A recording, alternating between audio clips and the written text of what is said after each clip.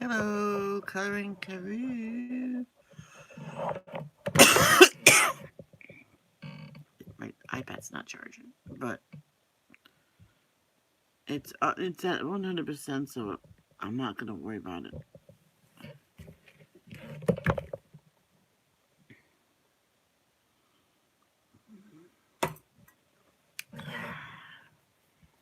I sent invitations out to everybody. No one's here. My sister sent me a video, but I can't open it. I'll try again. Let's click on it again. A video player. It's gonna tell me to update. Oh, yeah.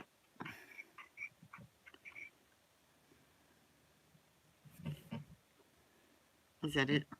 That's cute. That's cute. No one's here. Come on, people, get up. Well, I'll start without them.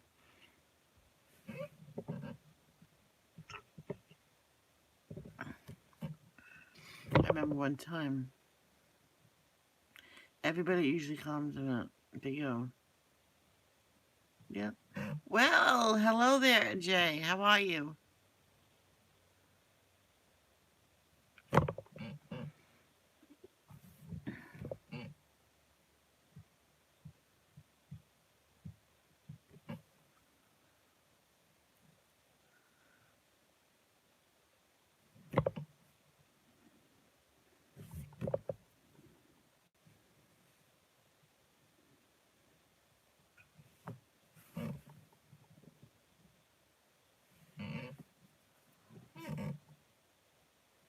I'm doing good.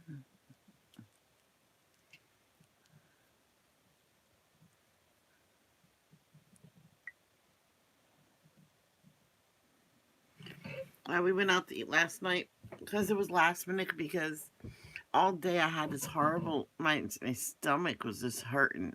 And I think it was a lot of gas. Anyway, the gas went, but my stomach was just sore, so I ate toast and that settled it. I went down. My dad says, "You're hungry, aren't you?" I'm starving.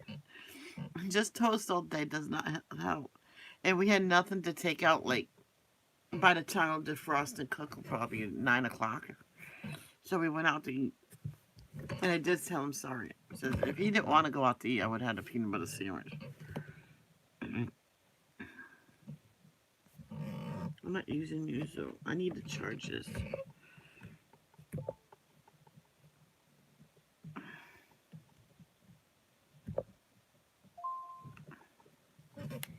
Hey, I got someone else to color.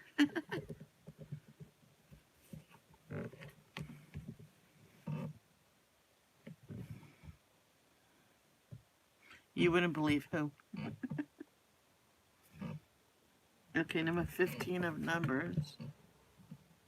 Where's my... Oh, it's right there.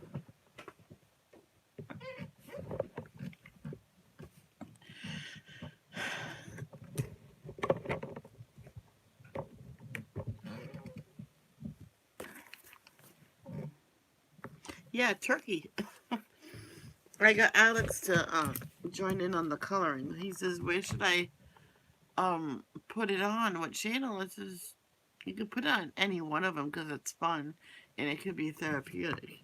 But he's probably most likely going to put it on his vlogging channel.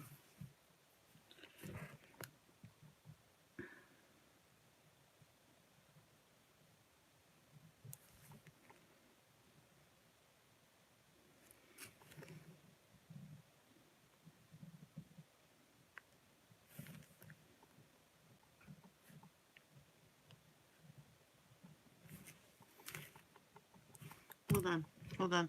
I gotta text somebody. Hold on. I did not forget, and I want to be the first one who texts her.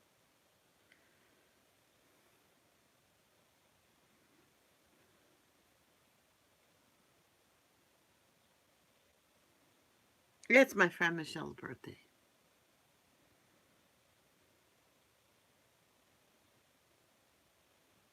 The heck?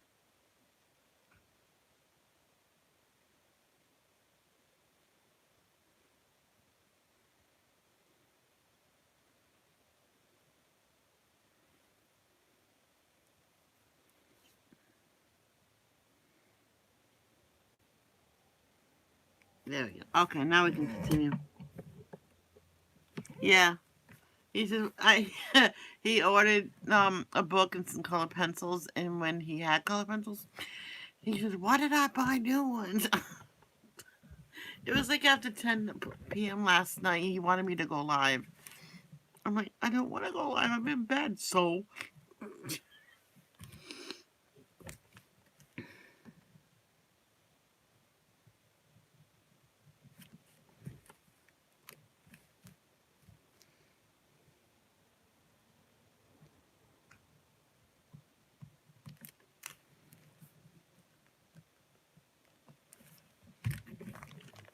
only God knows what chapter we'll get to today because it's Sunday. Usually I like to do 2 hours. Where is Alicia? There's I'm not saying there's no one here because you're here. But you know what I mean. My right eye is bothering me. That's my blind eye. Eventually, I think they're gonna have to do eye surgery because look, it goes to the right. Does it help with glasses on? I probably need new glasses. No, it's still to the left. Okay, let's get to number 16. Let's say the Lord's Prayer. Where's the second part of it?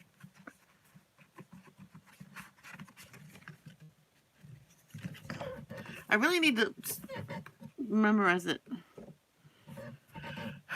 Our Father who art in heaven, hallowed be thy name.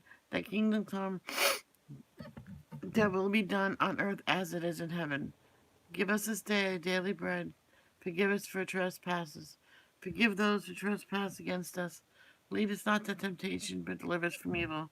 For thine is the kingdom, the power, and the glory, forever and ever. Amen.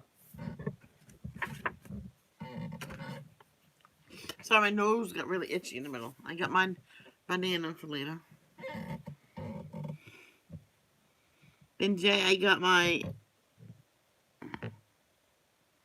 Oh, I had another donation to me. Jay, do you know I'm up to $133? I have to set up payment now. I have to go to the bank probably on Monday, get my account number and the routing number and set that up. Direct deposit. Uh, I might go in and just change it to 200. No, I'm not going to change it to 200.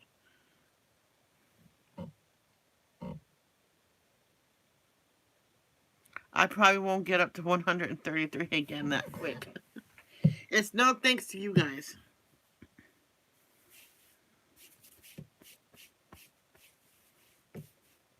Okay.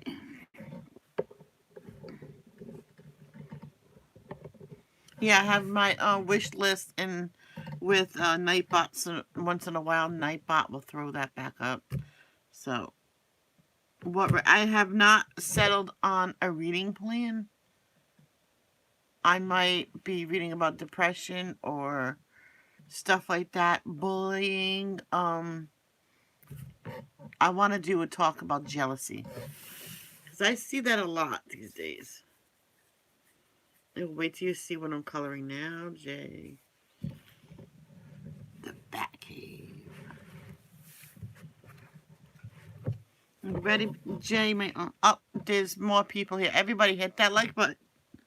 Most likely, Snickers is here. She says she's always here, except when her kids are being grumpy pants. Sorry, kids. I love you.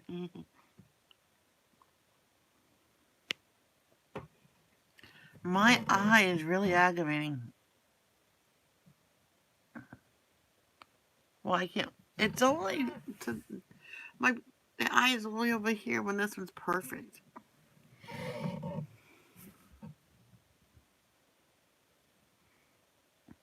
Because people wanted to know my wish list. So I figured I'd put it in with Nightbot. And I told my dad it's the safest way for if someone wants to get me something. And he said, put this on your wish list, And then I go put it on, and then you guys can order it. Or whoever wants to do anything. So that's the safest way.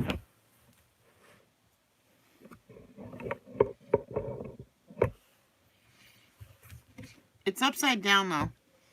Let me turn this way. This is all loose.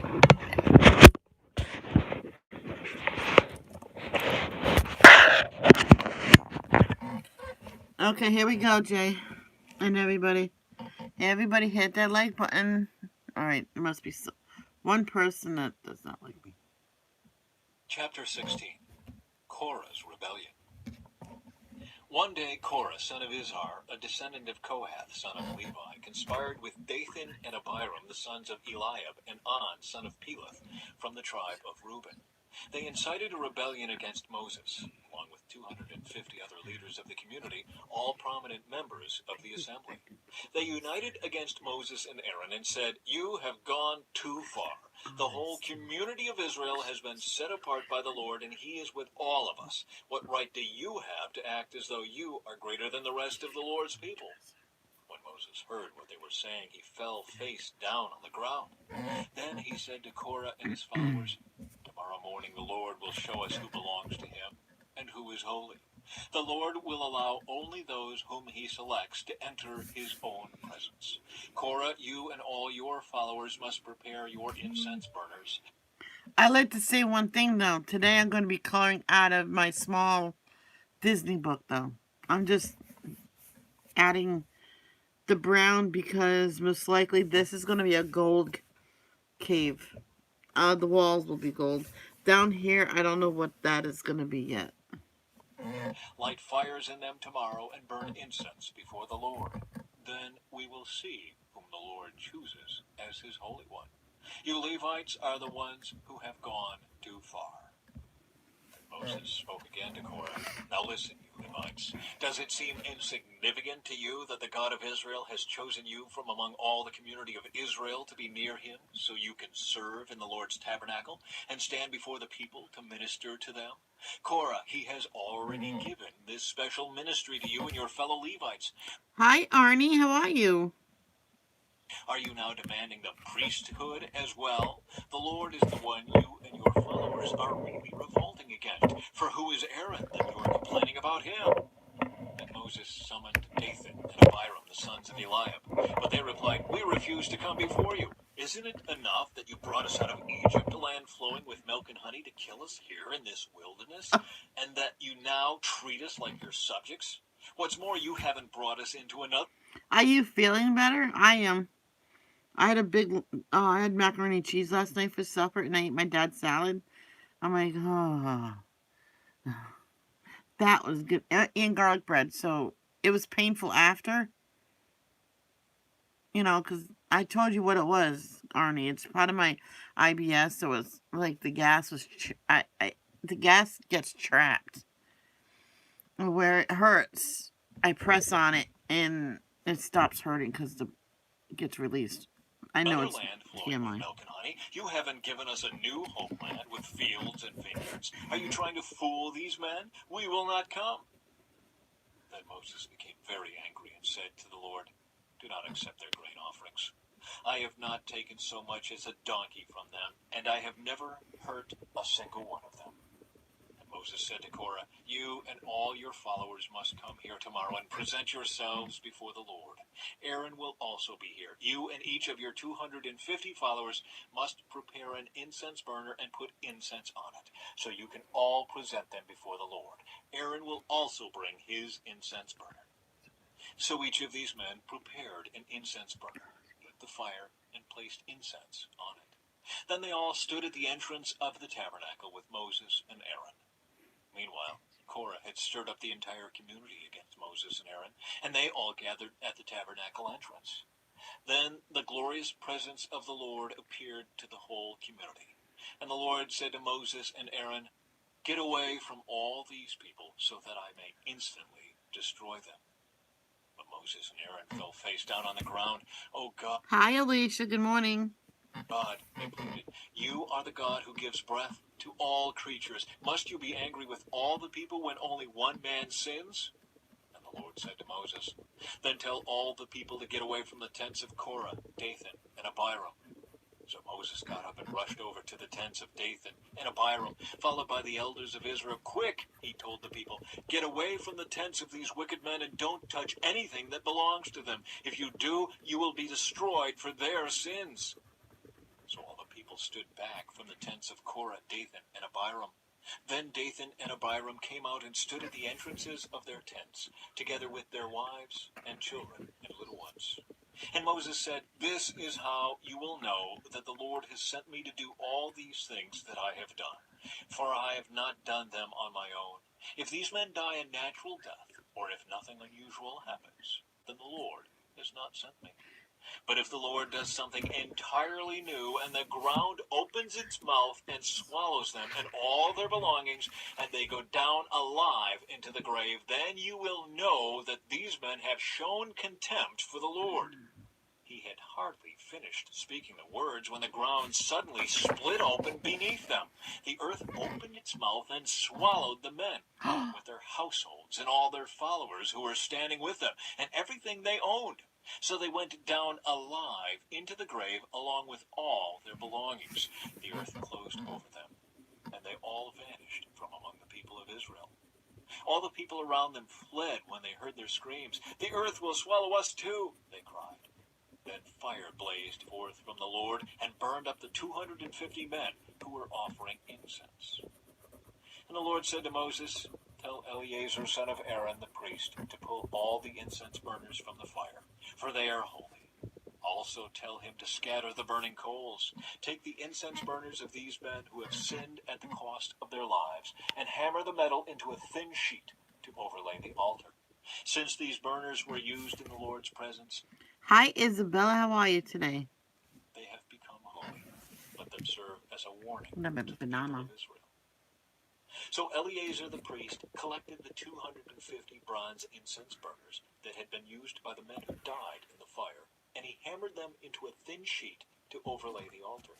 This would warn the Israelites that no unauthorized person, no one who was not a descendant of Aaron, should ever enter the Lord's presence to burn incense.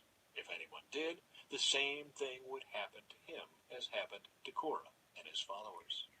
So the Lord's instructions to Moses were carried out. But the very next morning, the whole community of Israel began muttering again against Moses and Aaron, saying, "You have killed the Lord's people." As the community gathered to protest against Moses and Aaron, they turned toward the tabernacle and saw that the cloud had covered it, and the glorious presence of the Lord appeared. Moses and Aaron Yeah, me came and too. stood in front of the tabernacle, and the Lord said to Moses, "Get away from all these people, so that I can instantly destroy them." But Moses and Aaron fell face down on the ground. And Moses said to Aaron, "Quick, take an incense burner and place burning coals on it from the altar. Lay incense on it and carry it out among the people to purify them and make them right with the Lord. The Lord's anger is blazing." I'm gonna explain the walls of this cave is gonna be the golden color I usually do. When I do light brown, then golden yellow, and then I get light yellow. So that's the sides. I don't know about underneath. I mean, some of these I should have done just like I did up there, and I still might do that. I can still go over it. I can erase it, and then do those the same as that. And I still might do that with some of them. Blazing against them, the plague has already begun. Aaron did as Moses told him and ran out among the people. The plague had already begun to strike down the people, but Aaron burned the incense and purified the people. He stood between the dead and the living, and the plague stopped. But 14,700 people died in that plague, in addition to those who had died in the affair involving Korah. Then, because the plague had stopped, Aaron returned to Moses at the entrance of the tabernacle.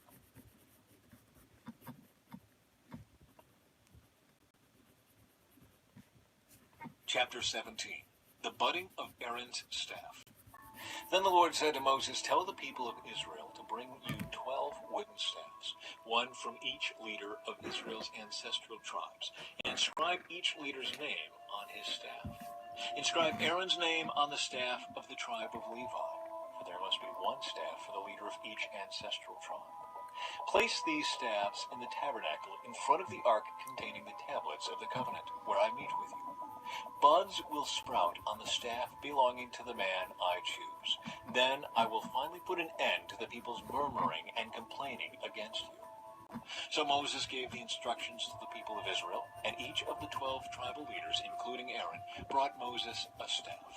Moses placed the staffs in the Lord's presence in the tabernacle of the covenant.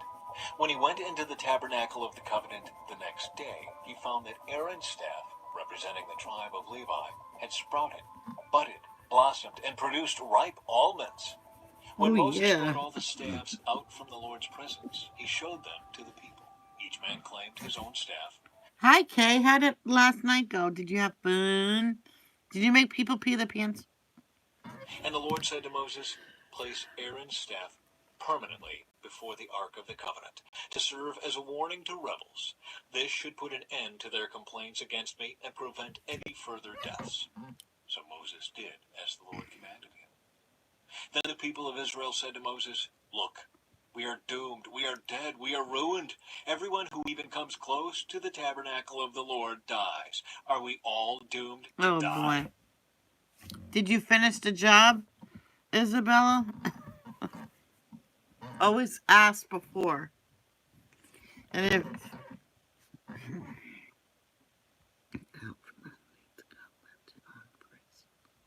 There you go, Isabel. There you go. Hey, Melissa. Chapter 18. Oh. Duties of priests and Levites. Then the Lord said to Aaron, you, your sons, and your relatives from the tribe of Levi will be held responsible for any offenses related to the sanctuary. But you and your sons alone will be held responsible for violations connected with the priesthood. Bring your relatives of the tribe of Levi, your ancestral tribe, to assist you and your sons as you perform the sacred duties in front of the tabernacle of the covenant. But as the Levites go about all their assigned duties at the tabernacle, they must be careful not to go near any of the sacred objects or the altar. If they do, both you and they will die. The Levites must join you in fulfilling their responsibilities for the care and maintenance of the tabernacle, but no unauthorized person may assist you. You yourselves must perform the sacred duties inside the sanctuary and at the altar. If you follow these instructions, the Lord's anger will never again blaze against the people of Israel. I myself have chosen your fellow Levites from among the Israelites to be your special assistants. They are a gift to you, dedicated. You know what I'm going to do? All these, the ones I did in yellow, I'm going to erase those and do those in gel pens. So part of these colors will be down here, so it's not just there. Dedicated to the Lord for service in the tabernacle. But you and your sons, the priests, must personally handle all the priestly rituals associated with the altar and with everything behind the inner curtain. I am giving you the priesthood as your special privilege of service. Any unauthorized person who comes too near the sanctuary will be put to death. Support for the priests and Levites. The Lord gave these further instructions to Aaron. I myself have put you in charge of all the holy offerings that are brought to me by the people of Israel. I have given all these consecrated offerings to you and your sons as your permanent Really? Did they laugh at after, or did they get mad? share. You are allotted the portion of the most holy offerings that is not burned on the fire. This portion of all the most holy offerings, including the grain offerings, sin offerings, and guilt offerings, will be most holy, and it belongs to you and your sons. You must eat it as a most holy. Hey, that's the way I would do it. Do that too. I would like cuss them out too.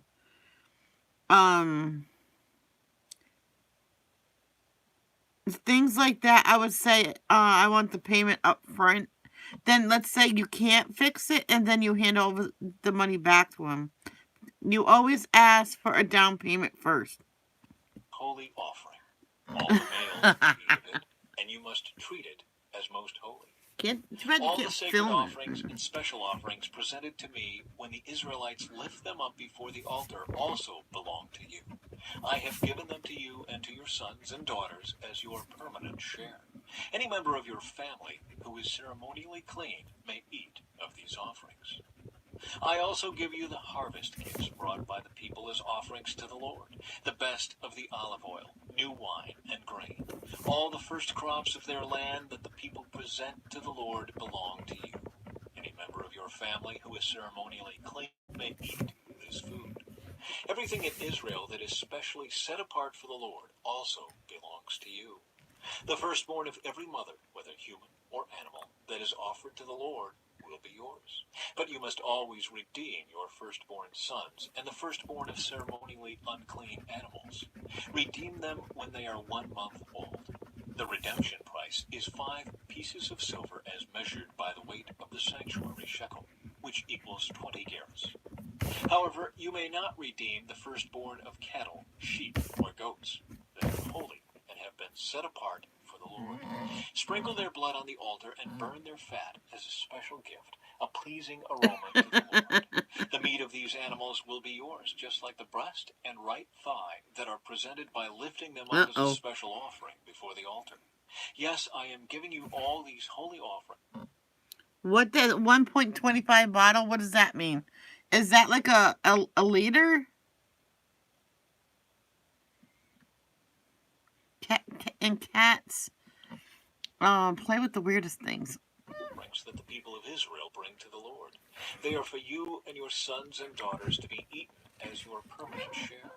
This is an eternal and unbreakable covenant between the Lord and you, and it also applies to your descendants. And the Lord said to Aaron, you priests will receive no allotment of land or share of property among the people of Israel. I am your share and your allotment. As for the tribe of Levi, your relatives, I will compensate them for their service in the tabernacle. Instead of an allotment of land, I will give them the tithes from the entire land of Israel. From now on, no Israelites except priests or Levites may approach the tabernacle.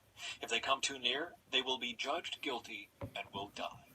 Only the Levites may serve at the tabernacle, and they will be held responsible for any offenses against it. This is a permanent law for you to be observed from generation to generation. The Levites will receive no allotment of land among the Israelites because I See, I have ate the given banana them and the my Israelites' stomach's hurting now. tithes, which have been presented as sacred offerings to the Lord.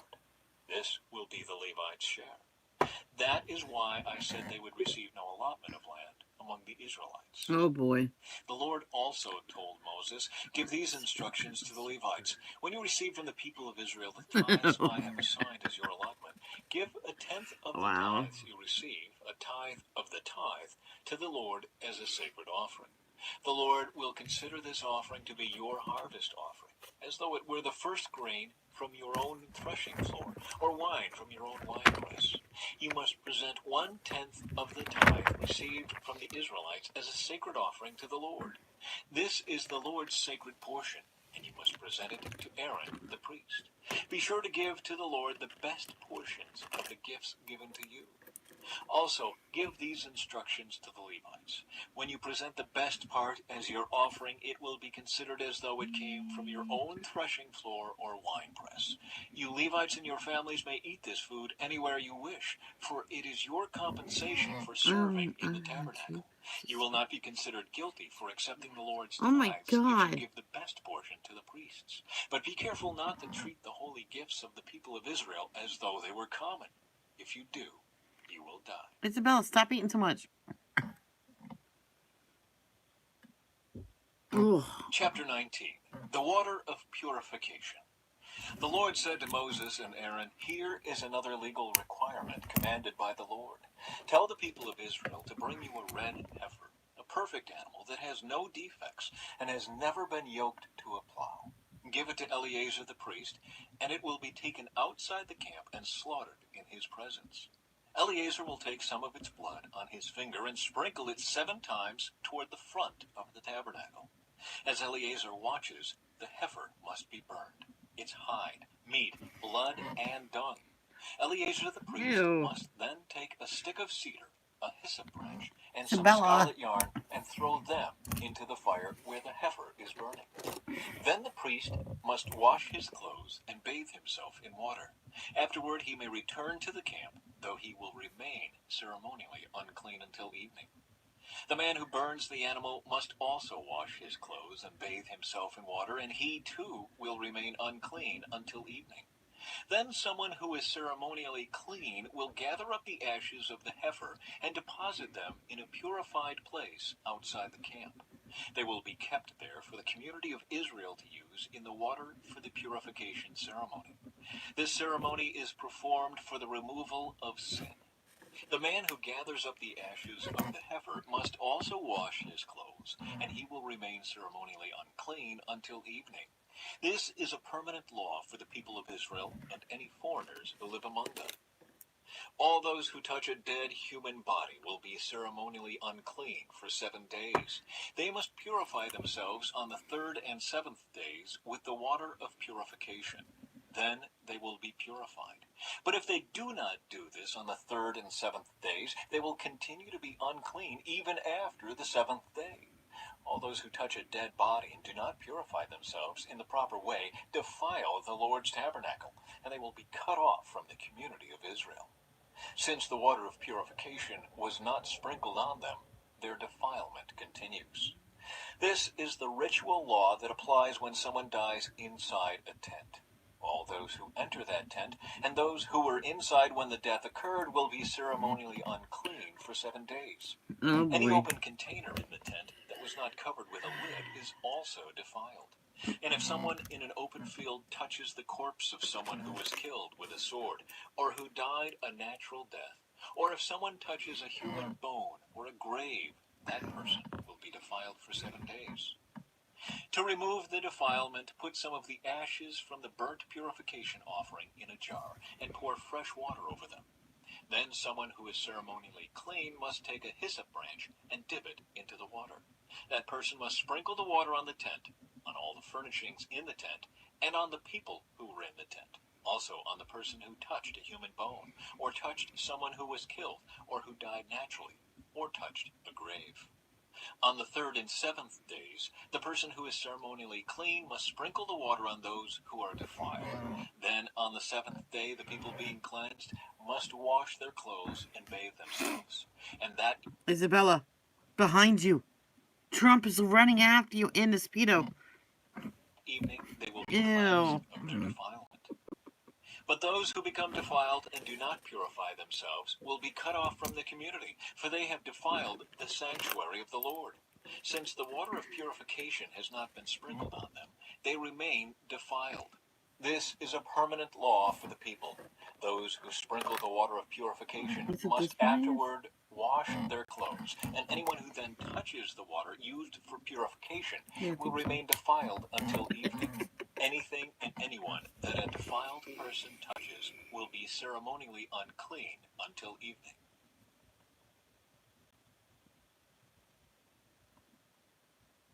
Chapter 20. Moses strikes the rock. In the first month of the year, the whole community of Israel arrived in the wilderness of Zin and camped at Kadesh. While they were there, Miriam died and was buried. There was no water for the people to drink at that place, so they rebelled against Moses and Aaron. The people blamed Moses and said, "If only we had died in the Lord's presence with our brothers. Why have you brought the congregation of the Lord's people into this wilderness to die, along with all our livestock? Why did you make us leave Egypt and bring us here to this terrible place? This land has no grain, no figs, no grapes, no pomegranates, and no water to drink." Moses and Aaron turned away from the people and went to the entrance of the tabernacle, where they fell face down on the ground. Then the glorious presence of the Lord appeared to them. And the Lord said to Moses, "You and Aaron must take the staff and assemble the entire community. As the people watch, speak to the rock over there, and it will pour out its water. You will provide enough water from the rock to satisfy the whole community and their livestock." So Moses did as he was told. He took the staff from the place where it was kept before the Lord. Then he and Aaron summoned the people to come and gather at the rock. "Listen, you rebels," he shouted. "Must we bring you water from this rock?" Then Moses raised his hand. and struck the rock twice with the staff, and water gushed out. So the entire community and their livestock drank their fill. But the Lord said to Moses and Aaron, because you did not trust me enough to demonstrate my holiness to the people of Israel, you will not lead them into the land I am giving them. This place was known as the waters of Meribah, which means arguing, because there the people of Israel argued with the Lord, and there he demonstrated his holiness among them. Edom refuses Israel passage. While Moses was at Kadesh, he sent ambassadors to the king of Edom with this message. This is what your relatives, the people of Israel, say. You know all the hardships we have been through. Our ancestors went down to Egypt, and we lived there a long time. And we and our ancestors were brutally mistreated by the Egyptians. But when we cried out to the Lord, he heard us and sent an angel who brought us out of Egypt. Now we are camped at Kadesh, a town on the border of your land. Please let us travel through your land. We will be careful not to go through your fields and vineyards. We won't even drink water from your wells. We will stay on the king's road and never leave it until we have passed through your territory. But the king of Edom said, Stay out of my land, or I will meet you with an army. The Israelites answered, We will stay on the main road. If our livestock drink your water, we will pay for it. Just let us pass through your country. That's all we ask. But the king of Edom replied, Stay out. You may not pass through our land. With that, he mobilized his army and marched out against them with an imposing force. Because Edom refused to allow Israel to pass through their country, Israel was forced to turn around. The death of Aaron. The whole community of Israel left Kadesh and arrived at Mount Hor. There, on the border of the land of Edom, the Lord said to Moses and Aaron, The time has come for Aaron to join his ancestors in death. He will not enter the land I am giving the people of Israel, because the two rebelled against my instructions concerning the water at Meribah. Now take Aaron and his son Eleazar up Mount Hor. There you will remove Aaron's priestly garments and put them on Eleazar his son. Aaron will die there and join his ancestors. So Moses did as the Lord commanded. The three of them went up Mount Hor together as the whole community watched. At the summit, Moses removed the priestly garments from Aaron and put them on Eleazar, Aaron's son. Then Aaron died there on top of the mountain, and Moses and Eleazar went back down. When the people realized that Aaron had died, all Israel This is Layla. mourned for him 30 days.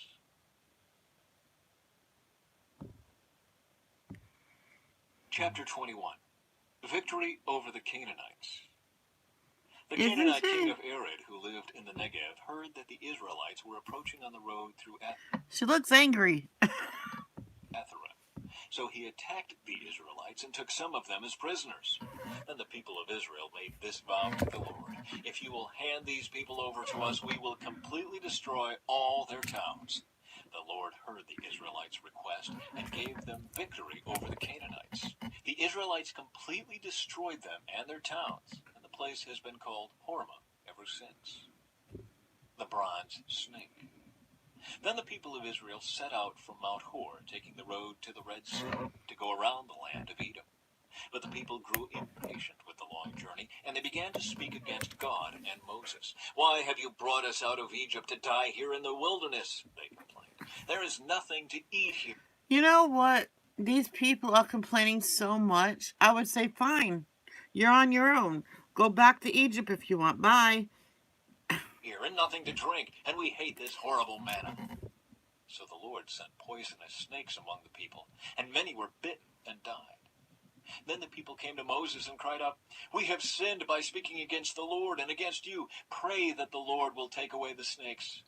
So Moses prayed for the people. Then the Lord told him, Make a replica of a poisonous snake and attach it to a pole. All who are bitten will live if they simply look at it. So Moses made a snake out of bronze and attached it to a pole. Then anyone who was bitten by a snake could look at the bronze snake and be healed. Israel's journey to Moab. The Israelites traveled next to Oboth and camped there. Then they went on to Abiram in the wilderness on the eastern border of Moab. From there they traveled to the valley of Zered Brook and set up camp. Then they moved out and camped on the far side of the Arnon River in the wilderness adjacent to the territory of the Amorites. The Arnon is the boundary line between the Moabites and the Amorites. For this reason, the book of the Wars of the Lord speaks of the town of Wahab in the area of Supa and the ravines of the Arnon River, and the ravines that extend as far as the settlement of Ar on the border of Moab. From there, the Israelites traveled to Beer, which is the well where the Lord said to Moses, "Assemble the people, and I will give them water."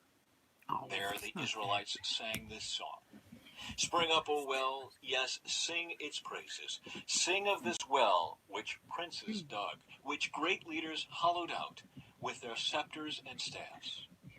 Then the Israelites left the wilderness and proceeded on through Mattanah, Nahaliel, and Bamoth. After that, they went to the valley in Moab, where Pisgah Peak overlooks the wasteland. Victory over Sihon and Og. The Israelites sent ambassadors to King Sihon of the Amorites with this message: "Let us travel through your land. We will be careful not to go through your fields and vineyards. We won't even drink water from your wells. We will stay on the king's road until we have passed through your territory." But King Sihon refused to let them cross his territory. Instead, he mobilized his entire army and attacked Israel in the wilderness, engaging them in battle at Jahaz. But the Israelites slaughtered them with their swords and occupied their land from the Arnon River to the Jabbok River. They went only as far as the Ammonite border because the boundary of the Ammonites was fortified. So Israel captured all the towns of the Amorites and settled in them, including the city of Heshbon and its surrounding villages. Heshbon had been the capital of King Sihon of the Amorites. He had defeated a former Moabite king and seized all his land as far as the Arnon River.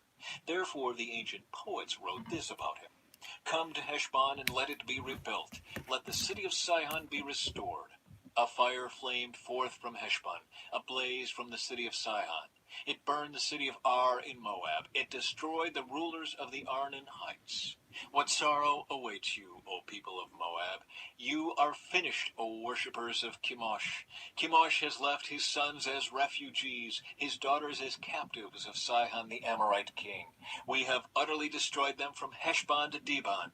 We have completely wiped them out as far away as Nophah and Medeba." So the people of Israel occupied the territory of the Amorites. After Moses sent men to explore the Jazer area, they captured all the towns in the region and drove out the Amorites who lived there. Then they turned and marched up the road to Bashan. But King Og of Bashan and all his people attacked them at Edrei. The Lord said to Moses, "Do not be afraid of him, for I have handed him over to you, along with all his people and his land. Do the same to him as you did to King Sihon of the Amorites, who ruled in Heshbon." And Israel killed King Og, his sons, and all his subjects. Not a single I know, people are rude. survivor remained. Then Israel occupied their land.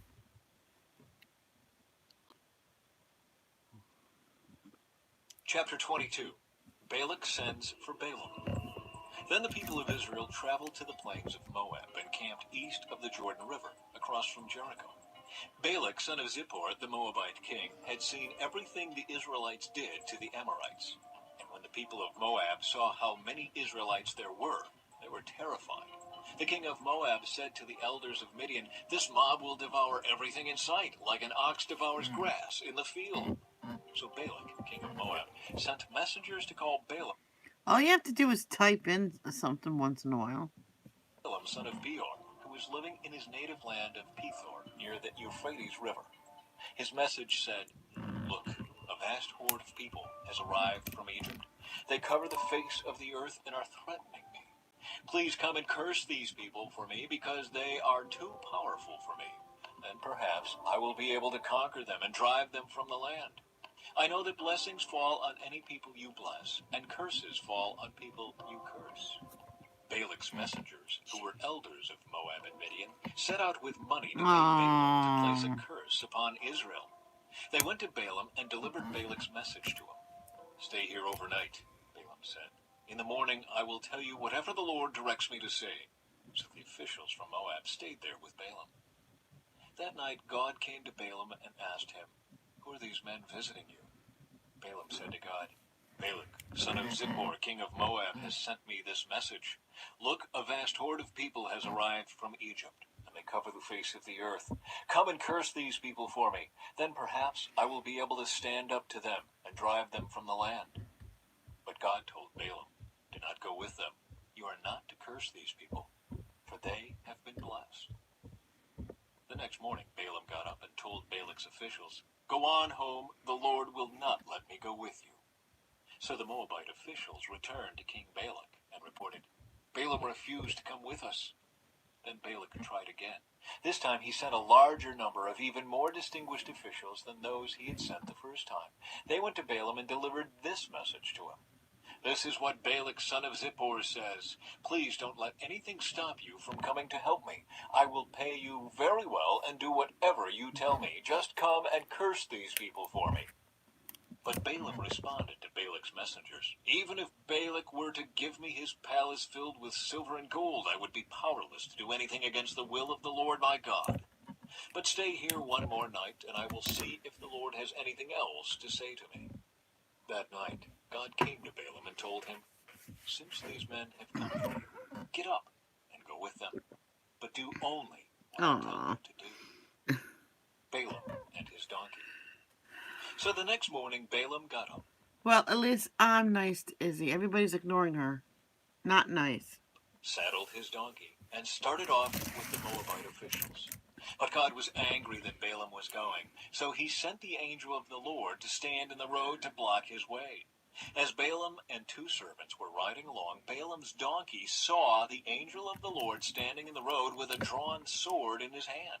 The donkey bolted off the road into a field, but Balaam beat it and turned it back onto the road.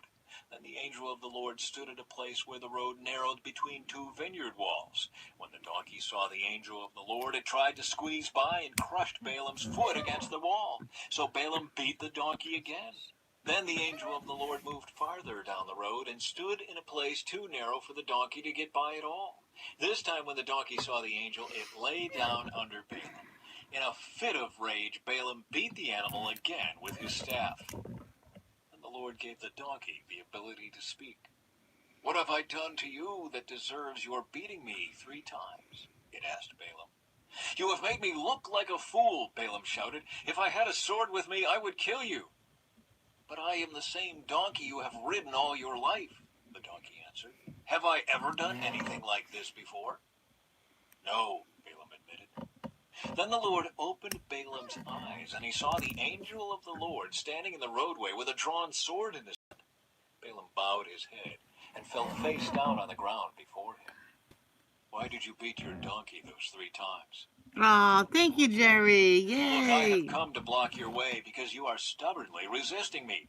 3 times the donkey saw me and shied away. Otherwise, I would certainly have killed you by now and spared the donkey.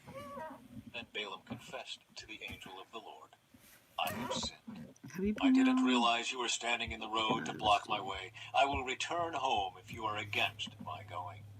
Hey, Jerry, my magic number for my money as soon as I can get to the bank is 133.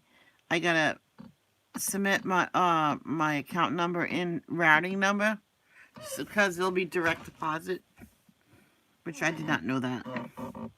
But the angel of the Lord told Balaam, Go with these men. Hey, it's my pillow. I'm letting you use it, Isabella. Say only what I tell you to say.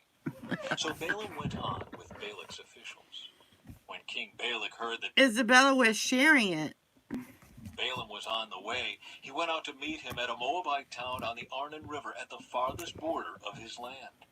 Didn't I send you an urgent invitation? Why didn't you come right away? Balak asked Balaam.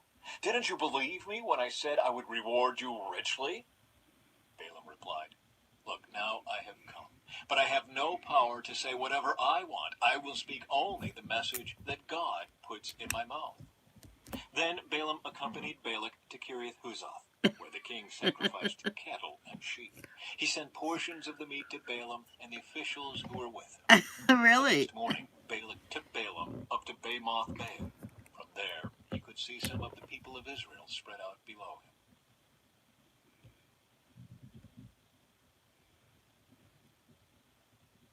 Chapter 23. Balaam blesses Israel.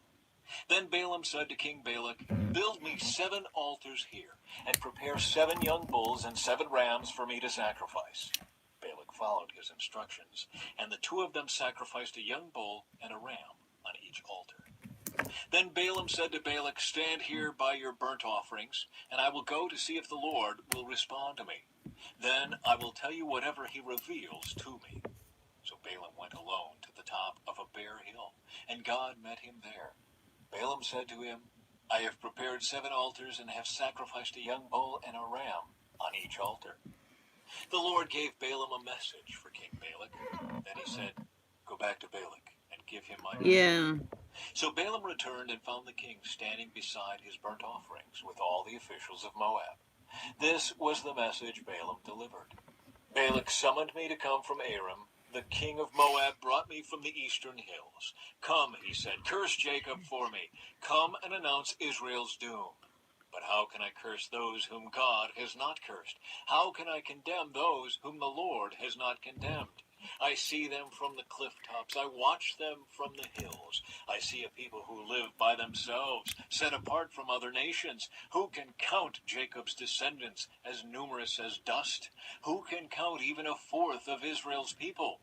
Let me die like the righteous. Let my life end like theirs." Then King Balak demanded of Balaam, "What have you done to me? I brought you to curse my enemies. Instead, you have blessed them." But Balaam replied, "I will speak only the message that the Lord puts in my mouth." Balaam's second message. Then King Balak told him, "Come with me to another place. There you will see another part of the nation of Israel, but not all of them. Curse at least that many." So Balak took Balaam to the plateau of Zophim on Pisgah Peak. He built 7 altars there and offered a young bull and a ram on each altar. Then Balaam said to the king, "Stand here by your burnt offerings while I go over there to meet the Lord." And the Lord met Balaam and gave him a message. Then he said, "Go back to Balak and give him my message." So Balaam returned and found the king standing beside his burnt offerings with all the officials of Moab. "What did the Lord say?" Balak asked eagerly. This was the message Balaam delivered. "Rise up, Balak, and listen.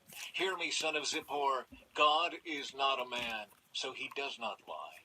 He is not human, so he does not change his mind. Has he ever spoken and failed to act? Has he ever promised and not carried it through? Listen, I received a command to bless. God has blessed, and I cannot reverse it. No misfortune is in his plan for Jacob. No trouble is in store for Israel. For the Lord their God is with them. He has been proclaimed their king. God brought them out of Egypt. For them he is as strong as a wild ox. No curse can touch Jacob. No magic has any power against Israel.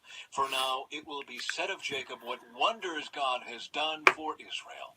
These people rise up like a lioness, like a majestic lion rousing itself. They refuse to rest until they have feasted on prey, drinking the blood of the slaughtered."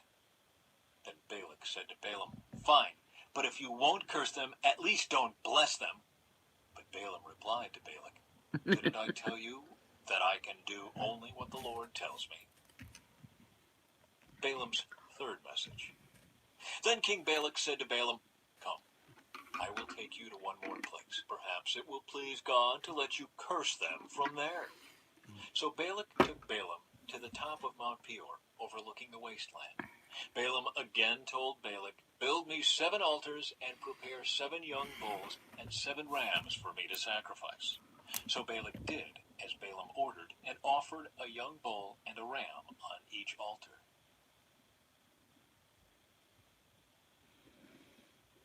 Chapter 24. By now Balaam realized that the Lord was determined to bless Israel, so he did not resort to divination as before. Instead he turned and looked out toward the wilderness, where he saw the people of Israel camped, tribe by tribe. Then the Spirit of God came upon him, and this is the message he delivered.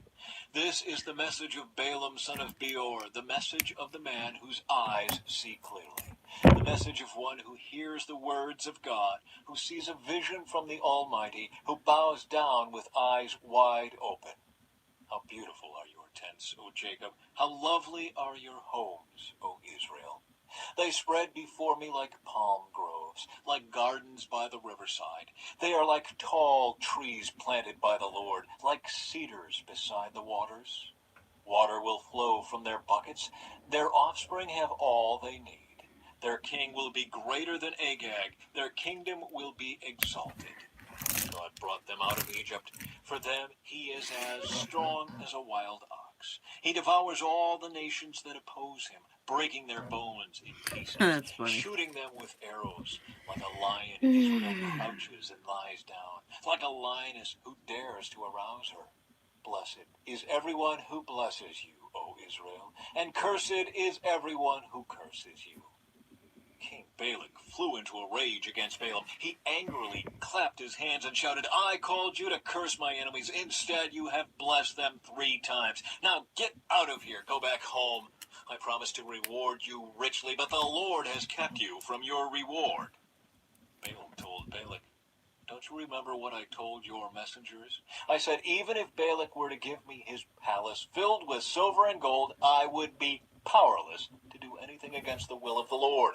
I told you that I could only say what the Lord says. Now I am returning to my own people. But first, let me tell you what the Israelites will do to your people in the future. Balaam's final messages. This is the message Balaam delivered. This is the message of Balaam, son of Beor, the message of the man whose eyes see clearly, the message of one who hears the words of God, who has knowledge from the Most High, who sees a vision from the Almighty, who bows down with eyes wide open. I see him, but not here and now. I perceive him, but far in the distant future. A star will rise from Jacob. A scepter will emerge from Israel. It will crush the foreheads of Moab's people, cracking the skulls of the people of Sheth. Edom will be taken over, and Seir, its enemy, will be conquered, while Israel marches on in triumph. A ruler will rise in Jacob who will destroy the survivors of Ur. Then Balaam looked over toward the people of Amalek and delivered this message. Amalek was the greatest of nations, but its destiny is destruction. Then he looked over toward the Kenites and delivered this message. Your home is secure, your nest is set in the rocks. But the Kenites will be destroyed when Assyria takes you captive. Balaam concluded his messages by saying, Alas, who can survive unless God has willed it? Ships will come from the coasts of Cyprus. They will oppress Assyria and afflict Eber, but they too will be utterly destroyed. Then Balaam and Balak returned to their homes.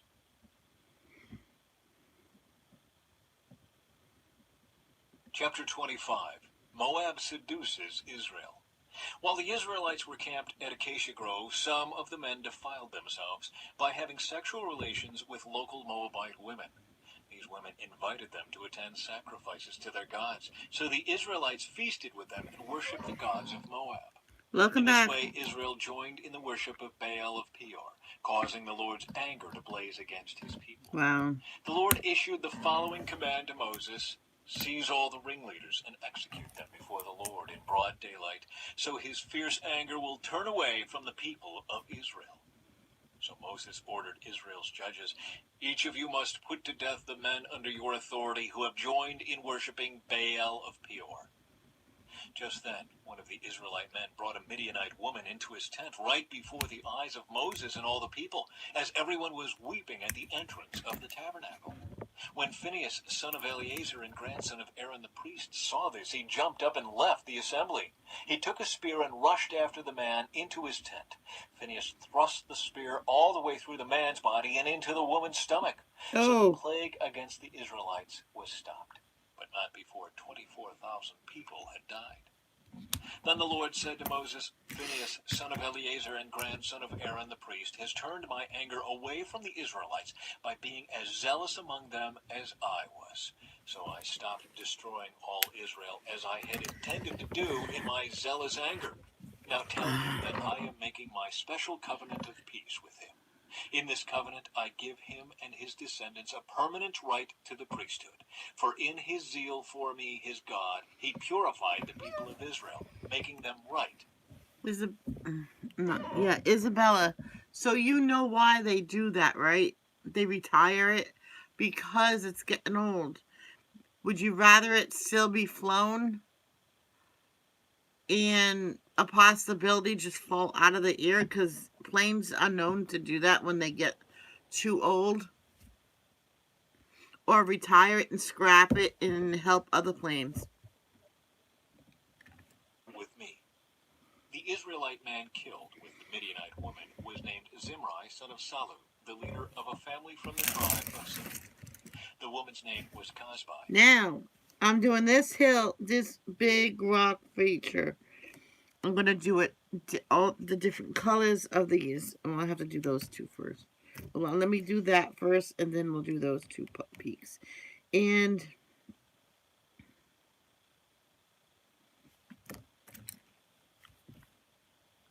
She was the daughter of Zur, the leader of a Midianite clan. Then the Lord said to Moses, "Attack the Midianites and destroy them, because they assaulted you with deceit and tricked you into worshipping Baal of Peor, and because of Cosbi, the daughter of a Midianite leader, who was killed at the time of the plague because of what happened at Peor."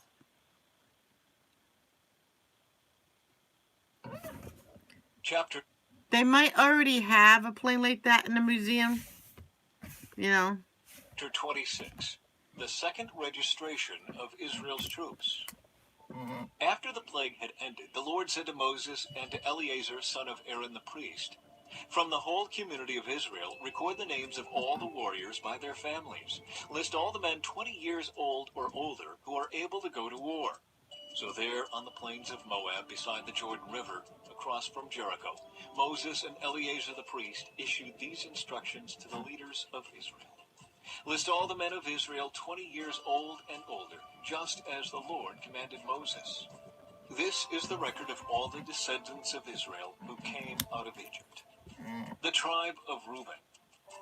These were the clans descended from the sons of Reuben, Jacob's oldest son. The Hanachite clan, named after their ancestor Hanok. The Paluite clan, named after their ancestor Palu. The Hezronite clan, named after their ancestor Hezron. The Carmite clan, named after their ancestor Carmi. These were the clans of Reuben.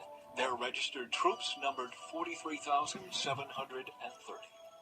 Palu was the ancestor of Eliab, and Eliab was the father of Nemuel, Dathan, and Abiram. This Dathan and Abiram are the same community leaders who conspired with Korah against Moses and Aaron, rebelling against the Lord. But the earth opened up its mouth and swallowed them with Korah, and fire devoured 250 of their followers. This served as a warning to the entire nation of Israel. However, the sons of Korah did not die that day. The tribe of Simeon. These were the clans descended from the sons of Simeon. The Jemuelite clan, named after their ancestor Jemuel. The Jaminite clan, named after their ancestor Jamin. The Jachinite clan, named after their ancestor Jachin. The Zoharite clan, named after their ancestor Zohar. The Shaulite clan, named after their ancestor Shaul. These were the clans of Simeon. Their registered troops numbered 22,200. The tribe of Gad. These were the clans descended from the sons of Gad. The Zephonite clan, named after their ancestor Zephan. The Haggite clan, named after their ancestor Haggai. The Shunite clan, named after their ancestor Shunai. The Oznite clan, named after their ancestor Ozni. The Arite clan, named after their ancestor Eri.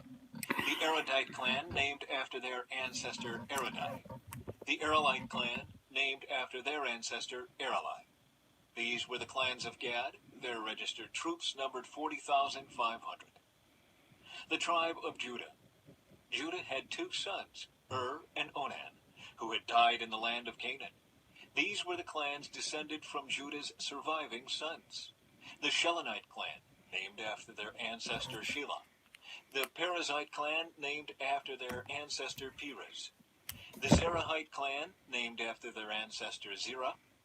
These were the subclans descended from the Perizzites. The Hezronites, named after their ancestor Hezron. The Hamalites, named after their ancestor Hamel. These were the clans of Judah. Their registered troops numbered 76,500. The tribe of Issachar. These were the clans descended from the sons of Issachar. The Tolaite clan, named after their ancestor Tola. The Puite clan, named after their ancestor Pua. The Jashubite clan, named after their ancestor Jashub. The Shimronite clan, named after their ancestor Shimron. Here we go. These were the clans of Issachar. Their registered troops numbered 64,300. Oh. The tribe of Zebulun. These were the clans descended from the sons of Zebulun. The Seredite clan, named after their ancestor Sered. The Elonite clan, named after their ancestor Elon. The Jaleelite clan, named after their ancestor Jaleel. These were the clans of Zebulun. Their registered troops numbered 60,500. The tribe of Manasseh. 2 clans were descended from Joseph through Manasseh and Ephraim. These were the clans descended from Manasseh. The Machirite clan, named after their ancestor Machir. The Gileadite clan, named after their ancestor Gilead, Machir's son. These were the subclans descended from the Gileadites. The Izerites, named after their ancestor Izer. The Helekites, named after their ancestor Helek. The Asrielites, named after their ancestor Asriel. The Shechemites, named after their ancestor Shechem. The Shemidaites, named after their ancestor Shemidah. The Heferites, named after their ancestor Hefer. One of Hefer's descendants, Zelophehad, had no sons, but his daughters' names were Mahlah, Noah, Hoglah, Milcah, and Tirzah. Noah? These were the clans of Manasseh. Their registered troops numbered 52,700. The tribe of Ephraim. These were the clans descended from the sons of Ephraim. The Shuthelahite clan, named after their ancestor Shuthelah. The Becherite clan, named after their ancestor Becher. The Tahanite clan, named after their ancestor Tahan. This was the subclan descended from the Shuthelahites. The Aaronites, named after their ancestor Aaron. These were the clans of Ephraim. Their registered troops numbered 32,500. These clans of Manasseh and Ephraim were all descendants of Joseph. The tribe of Benjamin. These were the clans descended from the sons of Benjamin. The Belahite clan, named after their ancestor Bela. The Ashbelite clan, named after their ancestor Ashbel. The Ahiramite clan, named after their ancestor Ahiram. The Shuphamite clan, named after their ancestor Shupham. The Huphamite clan, named after their ancestor Hupham. These were the subclans descended from the Belaites. The Ardites, named after their ancestor Ard. The Naamites, named after their ancestor Naaman. These were the clans of Benjamin. Their registered troops numbered 45,600. The tribe of Dan. These were the clans descended from the sons of Dan. The Shuhamite clan, named after their ancestor Shuham. These were the Shuhamite clans of Dan. Their registered troops numbered 64,400. The tribe of Asher. These were the clans descended from the sons of Asher. The Imnite clan, named after their ancestor Imnah. The Ishvite clan, named after their ancestor Ishvi. The Berite clan, named after their ancestor Beriah. These were the subclans descended from the Berites. The Heberites, named after their ancestor Heber. The Melchielites, named after their ancestor Malchiel. Asher also had a daughter named Sirah. I forgot those These two. were the clans of Asher. I forgot Their those registered two. troops numbered 53,400. The tribe of Naphtali. These were the clans descended from the I knew sons I'd of forget. Naphtali. The Jazielite clan, named after their ancestor Jaziel. The Gunite clan, named after their ancestor Gunai. The Jezerite clan, named after their ancestor Jezer. Oh, this is The another. Shilamite clan, named after their They're cute. ancestor Shilom. These were the clans of Naphtali. Their registered troops numbered 45,400. Results of the registration. In summary, the registered troops of all Israel numbered 601,730. Then the Lord said to Moses, "Divide the land among the tribes, and distribute the grants of land in proportion to the tribes' populations, as indicated by the number of names on the list. Give the larger tribes more land, and the smaller tribes less land. each group receiving a grant in proportion to the size of its population. But you must assign the land by lot and give land to each ancestral tribe according to the number of names on the list. Each grant of land must be assigned by lot among the larger and smaller tribal groups. The tribe of Levi. This is the record of the Levites Oh, who were counted cool, according to their Isabella. clans. The Gershonite clan, named after their ancestor Gershon. The Kohathite clan, named after their ancestor Kohath. The Merarite clan, named after their ancestor Merari. The Libnites, the Hebronites, the Malites, the Mushites, and the Korahites were all subclans of the Levites. Now Kohath was the ancestor of Amram, and Amram's wife was named Jochebed. She was also a descendant of Levi, born among the Levites in the land of Egypt. Amram and Jochebed became the parents of Aaron, Moses, and their sister Miriam. To Aaron were born Nadab, Abihu, Eleazar, and Ithamar. But Nadab and Abihu died when they burned before the Lord the wrong kind of fire, different than he had commanded. The men from the Levite clans who were 1 month old or older numbered 23,000. But the Levites were not included in the registration of the rest of the people of Israel because they were not given an allotment of land when it was divided among the Israelites. So these are the results of the registration of the people of Israel as conducted by Moses and Eleazar the priest on the plains of Moab beside the Jordan River across from Jericho. Uh-oh. Not one person on this list had been a... I'm frozen. I'm frozen.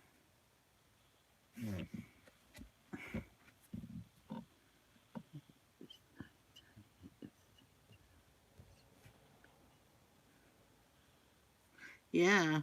This is the last chapter, guys. Yeah, I'm froze. I'm done. This is it. Hold on. Let's finish the chapter. There's only a second left. Among those listed in the previous registration taken by Moses and Aaron in the wilderness of Sinai. For the Lord had said of them, they will all die in the wilderness. Not one of them survived except Caleb, son of Jephunneh, and Joshua, son of Nun. Okay, I was gonna go on for another half hour, but not if I'm frozen. Nope. So everybody, don't forget. Love. Don't judge. Peace out.